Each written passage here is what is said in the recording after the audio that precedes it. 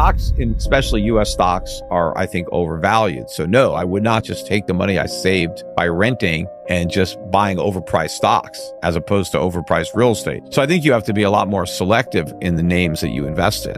I also think that there's a major dollar decline coming, potential dollar crisis.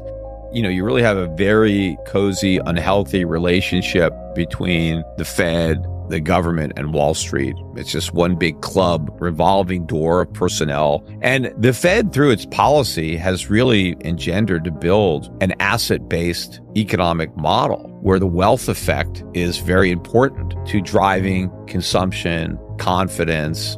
And so the Fed feels that they need to keep the stock market up, because if the stock market crashes, everybody's poorer who owns stocks, so they spend less.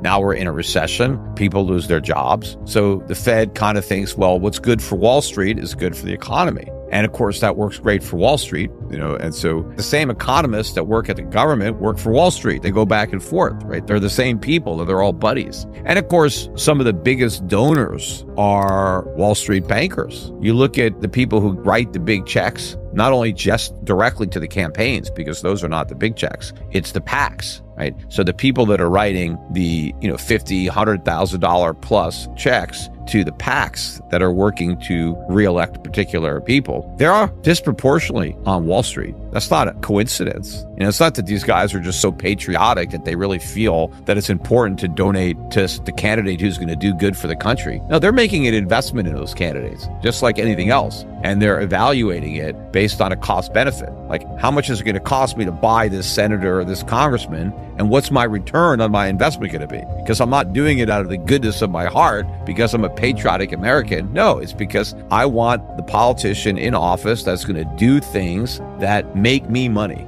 I'm not fighting the Fed. The Fed's going to keep creating inflation. So I want to own assets that will benefit from what the Fed is doing. I'm betting that the Fed is going to continue to behave as recklessly in the future as it has in the past, that it's never going to learn from its mistakes, and it's going to keep repeating them. And it's going to repeat them until it basically destroys the dollar, sends the price of gold to the moon.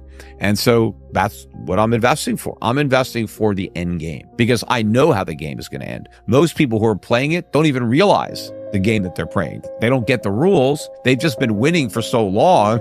They think they know how the game ends or how the game is played. They don't, right? It's like a game of musical chairs, but they don't know the music's going to stop one day. They just think it's going to keep on playing, but it's going to surprise them when it stops and, they're not in a chair.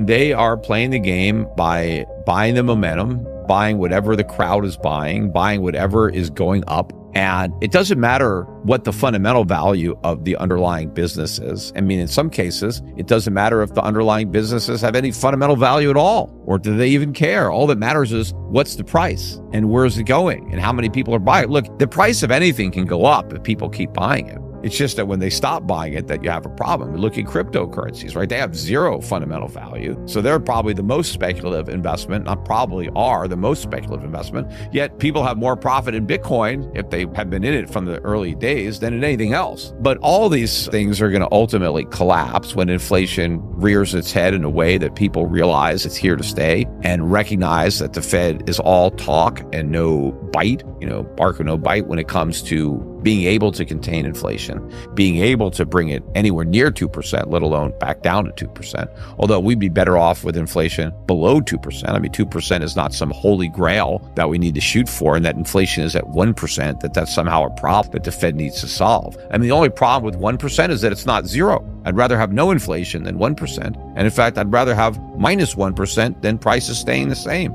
Everybody wants lower prices. The lower, the better. The less stuff costs, the more stuff I could buy. Even the businesses want to be able to lower prices because if they can lower their prices, they'll sell more stuff. And so how do businesses try to lower prices? They try to lower their costs. And what a businessman cares about is the margin. As long as I can sell above my cost, I'm making money. And then I can make even more money if I can ramp up the volume. What real experience will tell you is when it comes to consumer goods, an investment is a different situation. If you're thinking about buying an asset as an investment and you think the price is too high, well, you're going to wait for it to come down, right? But when you're talking about consumer goods, which is, what all this is about, people don't wait. If you're hungry, you buy food. You don't say, well, if I starve myself, I can get the food cheaper next week. If you need clothing, you go out and buy it. If you need a new cell phone, you buy it. I mean, you know that if you just wait another year, you'll be able to get that phone for less, but you don't want to wait. You want to use the phone right now. Maybe you need the phone, or you're just tired of the phone you have. You want to get a new phone. You may not even be alive next year, right? I mean, so who knows? You get hit by a bus, right? Waiting for the price of a phone. And we know that doesn't happen, right? Computers, TVs, they get cheaper almost every year, even now, but people still buy them. I mean, the first cell phone, you guys don't even remember the 1980s with the Gordon Gecko cell phone, which was like a huge brick. Hardly anybody bought those phones when they came out. And it's not because people didn't want them. Everybody wanted one. They were just so expensive, few people could afford them. The reason that everybody has cell phones now is because they're a lot cheaper. The first television sets that came out in the 1940s, they were huge. They were a big piece of furniture with a tiny, like a 2-inch screen. And you could only watch them for maybe 2 or 3 hours a day. And it was in black and white. And, it was a horrible picture. They cost as much as a car. Who bought them? Really rich people that wanted to show off that they had a TV. Now, the middle class, sure, they would like one, but they couldn't afford it. And so when prices go down, then people buy. So people don't wait indefinitely for prices to go down, because there is a present value to having something today versus having it a year from now, 2 years from now. And so the economists that believe this nonsense are forgetting about attributing a value to having something now. So even if I know the price is going to go down, I can buy it today for $100. I can buy it a year from now for $95. Am I going to pay $5 to have it today and get to use it for the next year rather than waiting a year?